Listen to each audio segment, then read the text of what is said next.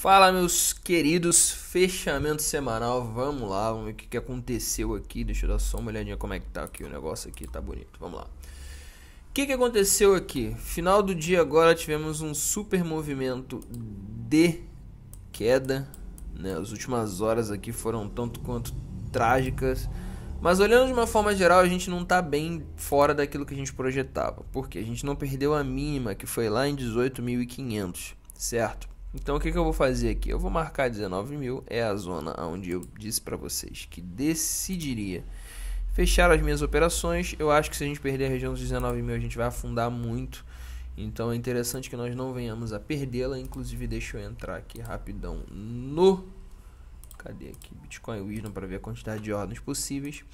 O que a gente tem aqui para dar uma analisada agora? Primeiro ponto, fechamos uma semana complicada, uma semana de indicadores macroeconômicos, uma semana onde realmente foi complicadíssima para o Bitcoin. Entretanto, a gente também passou um dos eventos que poderiam ser mais catastróficos, que era o The Merge. Eu tinha falado para vocês, né, há muito tempo atrás. Senhor, olha a quantidade de ordem que tem aqui. Vou botar numa hora para ficar menos feio.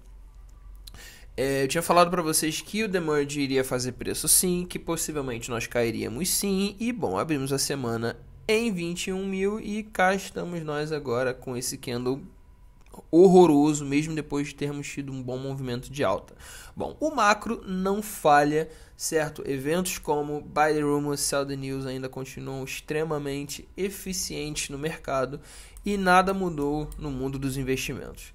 Ponto é, ainda estamos em um caráter de fundo duplo, eu não vou mentir para vocês, mesmo que nós tenhamos feito este candle aqui de queda, nós não perdemos a mínima, então ainda continuamos em um caráter de fundo duplo, certo? E até que nós não perdamos essa mínima, ainda continua crendo que isso aqui pode se configurar um fundo duplo.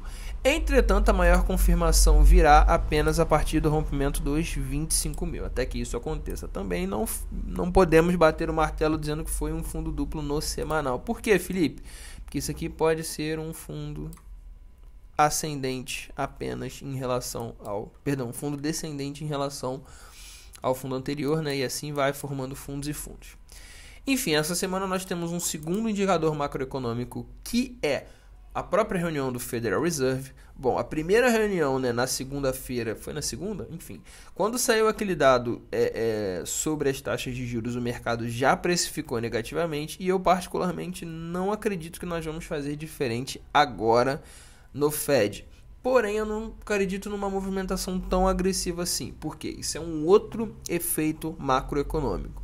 Regra: os agentes de mercado tendem a precificar eventos antes que eles ocorram. Isso é uma regra macro, é uma regra micro, é uma regra econômica.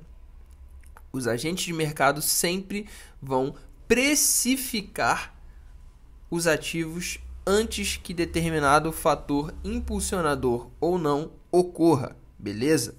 Então, dado a este fator, eu acredito que nós já tenhamos chegado a um ponto bem crítico do gráfico para poder dizer que, por mais que nós tenhamos uma movimentação ali próximo à reunião do Fed que vai acontecer na quarta-feira, não será uma movimentação tão catastrófica quanto a que já foi agora. Deixa eu até dar uma olhada aqui no SP500, se a gente parte para o gráfico diário. Abertura do... aqui, vamos dar uma olhada nos futuros aqui do SP500. Os futuros do SP500, inclusive, caráter de fundo ascendente, né? Um fundo maior em relação ao fundo anterior. Claro, isso aqui foi um tanto quanto preocupante, porque perdemos a mínima. Mas nesse momento a gente começa a desenhar aqui um padrão de megafone no semanal, que é esse padrãozinho que ele vai crescendo aqui, né? Então, nada impede que a gente tenha aqui uma semana de alta, aí na outra semana de baixa, até romper isso aqui para um lado. De qualquer forma, a semana de alta, se for confirmar um megafone, obviamente, né? O ponto aqui é: testamos essa região de resistência, rejeitamos, testamos essa região de suporte, então vamos marcá-la aqui também, beleza? Essa região dos 3.800 é uma zona de suporte do SP500, tá um pouco mais acima, né? Mais ou menos aqui em 3.900, 3.850.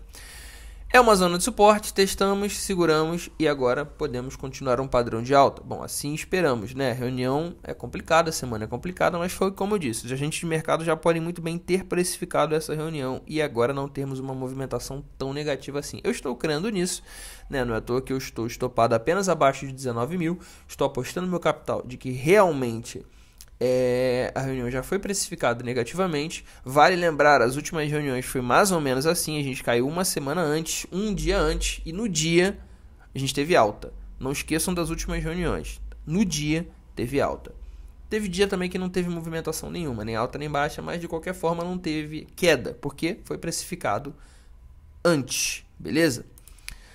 Voltando ao Bitcoin, vamos lá. Gráfico diário do Bitcoin, ainda colocando a gente em caráter de fundo ascendente. Nós não perdemos a mínima, nós retestamos a mínima deste candle aqui, que seria o nosso martelinho, na região dos 19.300, mas nós não chegamos a perdê-la, certo? Então continuamos em um caráter sim de fundo. A gente precisaria perder esses 18 mil aqui para invalidar esse fundo ascendente. Então ainda continuamos comprados em altcoins. Obviamente não vou esperar chegar aqui em 18.500, porque eu acho que pode lamber muito se chegar aqui. 19 mil já estou fechando alguma coisa. Temos posições em Band. Aumentamos as posições em Ethereum. Ethereum está excelente para você fazer algumas ótimas posições aqui. Mas eu estopei. Por que eu estopei? Porque se a gente perder essa região aqui, é bem provável que a gente volte para buscar a região dos 17 mil e talvez até menos, se a gente perder essa região dos 19 mil, 18.500 aqui. Não acredito que vai, mas a gente trabalha aqui com dados e fatos e nesse momento agora o gráfico sinaliza que pode ir. Então se ele pode, a gente não vai apostar. Por quê? Se a gente for estopado aqui, a gente vai ter a chance de recomprar aqui o mesmo valor que a gente foi estopado aqui e comprar em muito maior quantidade. Assim eu espero. Então eu prefiro tomar um stop aqui agora e recomprar lá embaixo com requintes de crueldade, beleza? Partindo desse pressuposto, a gente termina dizendo para vocês continuarem de olho neste ativo aqui. Eu ainda acredito que ele vai sair nas primeiras corretoras, está em queda livre, em algum momento ele vai sinalizar retorno. Eu esperaria mais um pouquinho, ativo quando sai novo é assim mesmo, ele vai caindo, vai em queda livre e daqui a pouco ele vai e começa a simbolizar uma alta, até porque é um ativo novo. Fiquem de olho, eu não vou dizer para vocês simplesmente saiam gastando todo o capital de vocês aqui. Isso aqui é uma operação de alto risco, é uma operação sim de altíssimo risco. Então tenham muito cuidado ao operar isso aqui. Mas eu não diria para vocês tirarem o olho daqui. Porque Ethereum, é a mesma blockchain, é a mesma forma de atuação.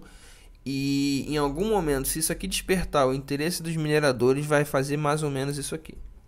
Então não fique de fora dessa festa, mas espera uma reversão gráfica. Vai acontecer, tá feio agora, mas em algum momento ele vai fazer um martelinho, vai fazer um rompimento de topo, vai fazer um rompimento aqui da região dos 14, que é uma zona de resistência aqui que se formou. Então quando ele chegar nessas zonas aí ele fica mais atrativo, mas não fiquem de fora porque eu acho que esse ativo aqui ele tem um potencial interessante sim. Pelo menos mantenham, né, na visão de vocês. E é isso. Se foi útil, por favor, deixe seu like, segue se você não é inscrito e uma excelente semana. Valeu!